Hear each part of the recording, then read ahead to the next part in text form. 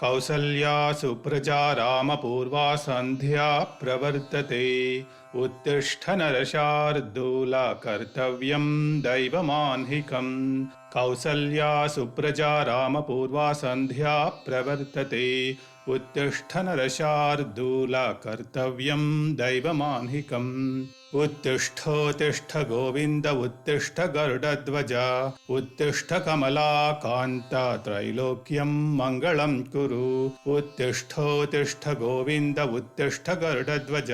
उत्तिष्ठ कमलाकान्त त्रैलोक्यं मङ्गलं कुरु। मातः समस्त जगतां मधुकैटभारेः वक्षो विहारिणि मनोहर दिव्यमूर्ते। श्रीस्वामिनिश्रित जनप्रिय दानशीले श्रीवेङ्कटेश दयिते तव सुप्रभातम्। तव सुप्रभातमरविन्दलोचने भवतु प्रसन्नमुखचन्द्रमण्डले। विधिशङ्करेन्द्रवनिताभिरर्चिते वृषशैलनाथ दयिते दयानिधे।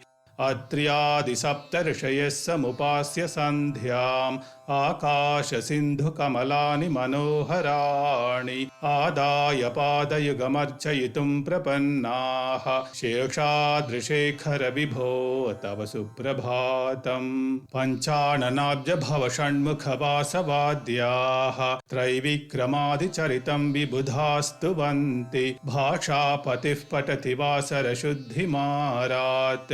शेषाद्रिशेखर विभो तव सुप्रभातम्।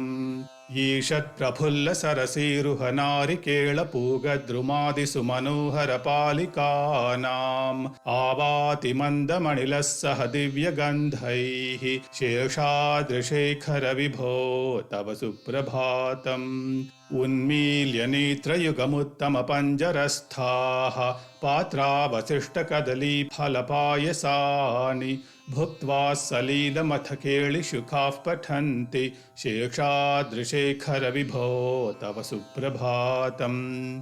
तन्त्री प्रकर्ष मधुरस्वनया विपञ्च्या गायत्यनन्तचरितं तव नारदोऽपि। भाषा समग्रमसकृत्करचाररम्यं। शेषाद्रिशेखर विभो तव सुप्रभातम्। भृङ्गावली च मकरन्दरसानुविद्धझङ्कारगीतनिनदैः सह सेवनाय निर्यात्युपान्तसरसी कमलोदरेभ्यः। शेषाद्रिशेखर विभो तव सुप्रभातम्। योषा गणेन वरदध्निविमध्यमाने घोषालयेषु दधिमन्थन तीव्रघोषाः रोषात् कलिं विदधते ककुभश्च कुम्भाः। शेषाद्रिशेखर विभो तव सुप्रभातम्। पद्मेशमित्रशतपत्रगताळिवर्गाः हर्तुं श्रियं कुवलयस्य निजाङ्गलक्ष्म्या भेरीनिनादमिव बिभ्रति तीव्रनादम्। शेषाद्रिशेखर विभो तव सुप्रभातम्। श्रीमन्नभीष्टवरदाखिललोकबन्धो श्रीनिवास जगदेकदयैकसिन्धो श्रीदेवतागृहभुजान्तर दिव्यमूर्ते श्रीवेङ्कटाचलपते तव सुप्रभातम्।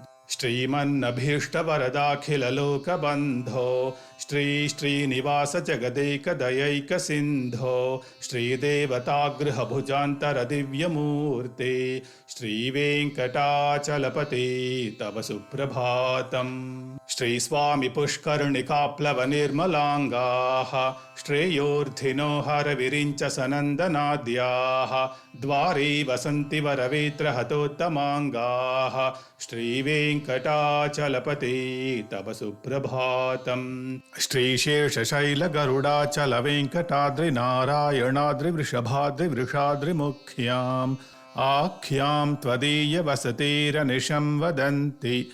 श्रीवेङ्कटाचलपते तव सुप्रभातम्। सेवापराशिव सुरेश कृशानुधर्मरक्षोऽम्बुनाथ पवमान धनाधिनाथाः बद्धाञ्जलिप्रविलसन्निजशीर्षदेशाः श्रीवेङ्कटाचलपते तव सुप्रभातम् धातिषु ते विहगराज मृगाधिराज नागाधिराज गजराज हयाधिराजाः स्वस्वाधिकारमहिमाधिकमर्थयन्ते श्रीवेङ्कटाचलपते तव सुप्रभातम् सूर्येन्दुभौमबुधवाक्पति काव्यशौरिस्वर्भानुकेतुदिविषत्परिषत्प्रधानाः त्वद्दासदासचरमावधिदासदासाः श्रीवेङ्कटाचलपते तव सुप्रभातम् त्वत्पादधूलिभरितस्फुरितोत्तमाङ्गाः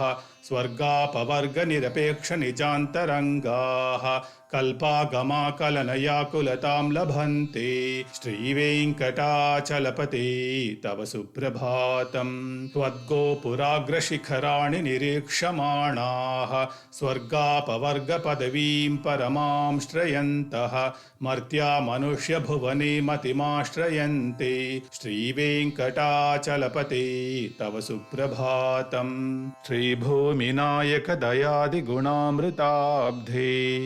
देवादिदेव जगदेक शरण्यमूर्ते श्रीमन्ननन्त गरुडादिभिरर्चिताङ्घ्रे श्रीवेङ्कटाचलपते तव सुप्रभातम् श्रीपद्मनाभ पुरुषोत्तम वासुदेव वैकुण्ठमाधव जनार्दन चक्रपाणि श्रीवत्सचिह्न शरणागत पारिजात श्रीवेङ्कटाचलपते तव सुप्रभातम् कन्दर्पदर्पहर सुन्दर दिव्यमूर्ते कान्ताकुचाम्बुरुह कुट्मललोल दृष्टे कल्याण निर्मल गुणाकर दिव्यकीर्ते श्रीवेङ्कटाचलपते तव सुप्रभातम् मीनाकृते कमठकोल नृसिंहवर्णिन् स्वामिन् परश्वथ तपोधन रामचन्द्र शेषांश राम यदुनन्दन कल्किरूप श्रीवेङ्कटाचलपते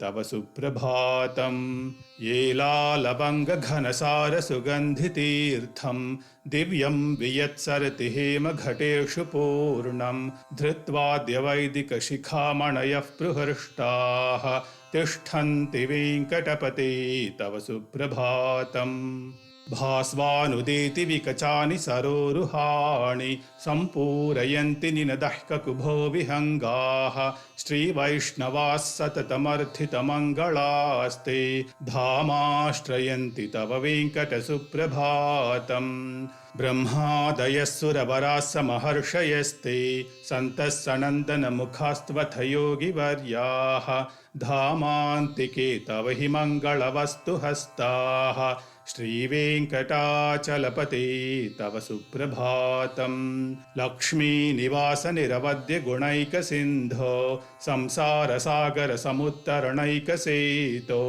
वेदान्तवेद्य निज वैभव भक्तभोग्य श्रीवेङ्कटाचलपते तव सुप्रभातम् लक्ष्मीनिवास निरवद्य गुणैकसिन्धो संसारसागर समुत्तरणैकसेतो वेदान्तवेद्य निज वैभव भक्तभोग्य श्रीवेङ्कटाचलपते तव सुप्रभातम् इत्थं वृषाचलपतेरिह सुप्रभातम् ये मानवाः प्रतिदिनं पठितुं प्रवृत्ताः तेषां प्रभातसमये स्मृतिरङ्गभाजां प्रज्ञां परार्थसुलभां परमां प्रसूते इत्थं वृषाचलपतेरिह सुप्रभातम् ये मानवाः प्रतिदिनं पठितुं प्रवृत्ताः तेषां प्रभातसमये स्मृतिरङ्गभाजां प्रज्ञां परार्थसुलभां परमां प्रसूते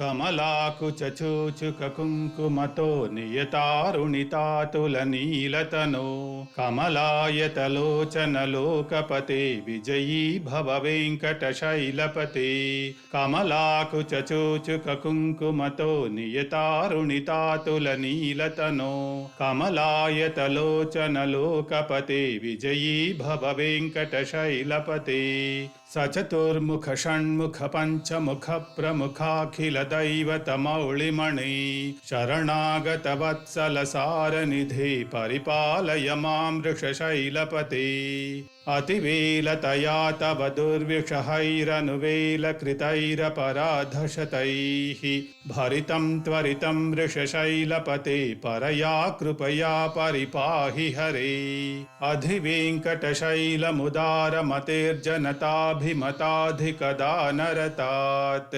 परदेवतया गदितान्निगमै कमलादयितान्न परङ्कलये कलवेणुरवावशगोपवधू शतकोटिवृतात् स्मरकोटिसमात् प्रतिवल्लविकाभिमतात् सुखदात् वसुदेवसुतान्न परङ्कलये अभिरामगुणाकरदाशरथे जगदेकधनुर्धर धीरमते रघुनायक राम रमेश विभो वरदो भवदेव दया जलधे अवनीतनया कमनीयकरं रजनीकरचारुमुखाम्बुरुहं रजनीचरराजतमोमिहिरं महनीयमहं रघुराममये सुमुखं सुहृदं सुलभं सुखदं स्वनुजं च सुकाय ममोघशरम् अपहाय रघुद्वहमन्यमहं न कथञ्चन कञ्चन जातु भजे विना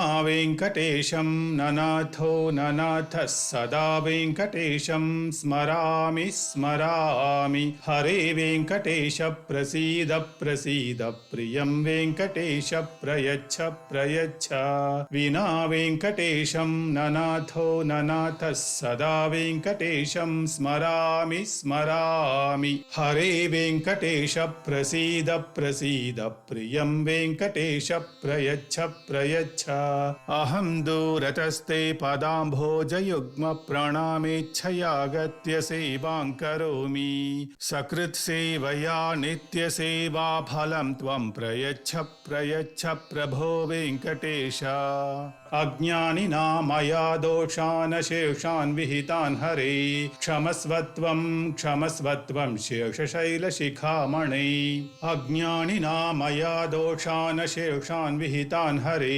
क्षमस्वत्वं शेषशैलशिखामणे ईशानां जगतोऽस्य वेङ्कटपतेर्विष्णोः परां प्रेयसीं तद्वक्षस्थलनित्यवासरसिकां तत्क्षान्तिसंवर्धिनीं पद्मालङ्कृतपाणिपल्लवयुगां पद्मासनस्थां श्रियं वात्सल्यादिगुणोज्ज्वलां भगवतीं वन्दे जगन्मातरम् ईशानां जगतोऽस्य वेङ्कटपतेर्विष्णोः परां प्रेयसीं तद्वक्षस्थलनित्यवासरसिकां तत्क्षान्तिसंवर्धिनीं पद्मालङ्कृतपाणिपल्लवयुगां पद्मासनस्थां श्रियं वात्सल्यादिगुणोज्ज्वलां भगवतीं वन्दे जगन्मातरम् श्रीमन्कृपाजलनिधे कृत सर्वलोक सर्वज्ञ शक्तनतवत्सल सर्वशेषिन्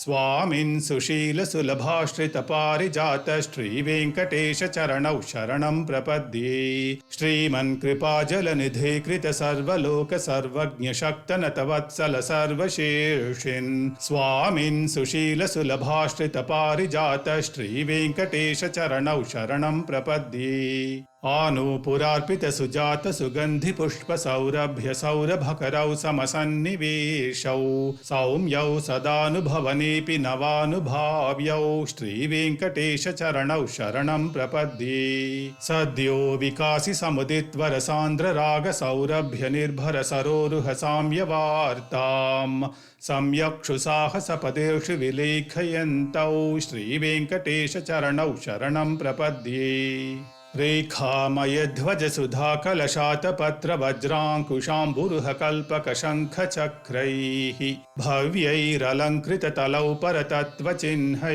श्रीवेङ्कटेश चरणौ शरणं प्रपद्ये ताम्रोदरद्युति पराजित पद्मरागौ बाह्यैर्महोभिरभिभूत महेन्द्रनीलौ उद्यन्नखांशुभिरुदस्त शशाङ्क भासौ श्रीवेङ्कटेश चरणौ शरणं प्रपद्ये सप्रेम भीति कमलाकर पल्लवाभ्यां संवाहनेऽपि सपदि क्लममादधातौ कान्ताववाङ्मनसगोचरसौ कुमार्यौ श्रीवेङ्कटेशचरणौ शरणं प्रपद्ये लक्ष्मीमही तदनुरूप निजानुभावनीलादिदिव्यमहिषीकरपल्लवानाम् आरुण्यसङ्क्रमणतः किल सान्द्ररागौ श्रीवेङ्कटेशचरणौ शरणं प्रपद्ये नित्यानमद्विधिशिवादिकिरीटकोटिप्रत्युप्तदीप्तनवरत्नमहः प्ररोहैः नीराजनाविधिमुदारमुपादधानौ श्रीवेङ्कटेशचरणौ शरणं प्रपद्ये विष्णोः पदे परमयित्युदितप्रशंसौ यौ मध्व उत्स इति भोग्यतयाप्युपात्तौ भूयस्तथेति तव पाणितलप्रदिष्टौ श्रीवेङ्कटेशचरणौ शरणं प्रपद्ये पार्थाय तत्सदृशसारथिना त्वयैव यौ दर्शितौ स्वचरणौ शरणं व्रजेति भूयोऽपि मह्यमिह तौ करदर्शितौ ते श्रीवेङ्कटेशचरणौ शरणं प्रपद्ये मन्मूर्ध्निकाळीयफणे विकटाटवीषु श्रीवेङ्कटाद्रिशिखरे शिरसे श्रुतीनां चित्तेऽप्यनन्यमनसां सममाहितौ ते श्रीवेङ्कटेशचरणौ शरणं प्रपद्ये अम्लानहृष्यदवनीतलकीर्णपुष्पौ श्रीवेङ्कटाद्रिशिखराभरणायमानौ आनन्दिताखिलमनोनयनौ तवैतौ श्रीवेङ्कटेशचरणौ शरणं प्रपद्ये प्रायः प्रपन्नजनता प्रथमावगाह्यौ मातुस्तनाविव शिशोरमृतायमाणौ प्राप्तौ परस्परतुलामतुलान्तरौ ते श्रीवेङ्कटेशचरणौ शरणं प्रपद्ये सत्वोत्तरैः सततसेव्यपदाम्बुजेन संसारतारकदयार्द्रदृगञ्चलेन सौम्योपयन्तृमुनिनाममदर्शितौ ते श्रीवेङ्कटेशचरणौ शरणं प्रपद्ये सत्वोत्तरैः सततसेव्यपदाम्बुजेन संसारतारकदयार्द्रदृगञ्चलेन सौम्योपयन्तृमुनिनाममदर्शितौ ते श्रीवेङ्कटेशचरणौ शरणं प्रपद्ये श्रीशश्रिया घटिकया त्वदुपाय भावे प्राप्ये त्वयि स्वयमुपेयतया स्पृहन्त्या नित्याश्रिताय निरवध्य गुणाय तुभ्यं स्याङ्किङ्करो वृक्षगिरीश न जातु मह्यम् श्रीशश्रिया घटिकया त्वदुपाय भावे प्राप्ये त्वयि स्वयमुपेयतया स्पृहन्त्या नित्याश्रिताय निरवध्य गुणाय तुभ्यं स्याङ्किङ्करो वृक्षगिरीश न जातु मह्यम् श्रियः कान्ताय कल्याणनिधये निधयेऽर्थिनां श्रीवेङ्कटनिवासाय श्रीनिवासाय मङ्गलम् श्रियः कान्ताय कल्याणनिधये निधयेऽर्थिनां श्रीवेङ्कटनिवासाय श्रीनिवासाय मङ्गलम् लक्ष्मी सविभ्रमालोकशुभ्रो विभ्रमचक्षुषे चक्षुषे सर्वलोकानां वेङ्कटेशाय मङ्गलम् श्रीवेङ्कटाद्रिशृङ्गाग्रमङ्गलाभरणाङ्घ्रये मङ्गलानां निवासाय श्रीनिवासाय मङ्गलम् सर्वावयवसौन्दर्यसम्पदा सर्वचेतसां सदा सम्मोहनायास्तु वेङ्कटेशाय मङ्गलम् नित्याय निरवध्याय सत्यानन्दचिदात्मने सर्वान्तरात्मने श्रीमद्वेङ्कटेशाय मङ्गलम् स्वतः सर्वविदे सर्वशक्तये सर्वशीर्षिणे सुलभाय सुशीलाय वेङ्कटेशाय मङ्गलम् परस्मै ब्रह्मणे पूर्णकामाय परमात्मने प्रयुञ्जे परतत्त्वाय वेङ्कटेशाय मङ्गलम् आकालतत्त्वमश्रान्तमात्मनामनुपश्यताम् अतृप्त्यमृतरूपाय वेङ्कटेशाय मङ्गलम् प्रायस्व चरणौ पुंसां शरण्यत्वेन पाणिना कृपया दिशते श्रीमद्वेङ्कटेशाय मङ्गलम् दयामृततरङ्गिण्यास्तरङ्गैरिव शीतलैः अपाङ्गैः सिञ्चते विश्वं वेङ्कटेशाय मङ्गलम् स्रग्भूषाम्बरहेतीनां सुषमावहमूर्तये सर्वार्तिशमनायास्तु वेङ्कटेशाय मङ्गलम् श्रीवैकुण्ठविरक्ताय स्वामि पुष्करिणीतटे रमया रममाणाय वेङ्कटेशाय मङ्गलम् श्रीवैकुण्ठविरक्ताय स्वामि पुष्करिणीतटे रमया रममाणाय वेङ्कटेशाय मङ्गलम् श्रीमत्सुन्दरजामातृमुनिमानसवासिनी सर्वलोकनिवासाय श्रीनिवासाय मङ्गलम् मङ्गलाशासनपरैर्मदाचार्यपुरोगमैः सर्वैश्च पूर्वैराचार्यैः सत्कृतायास्तु मङ्गलम्।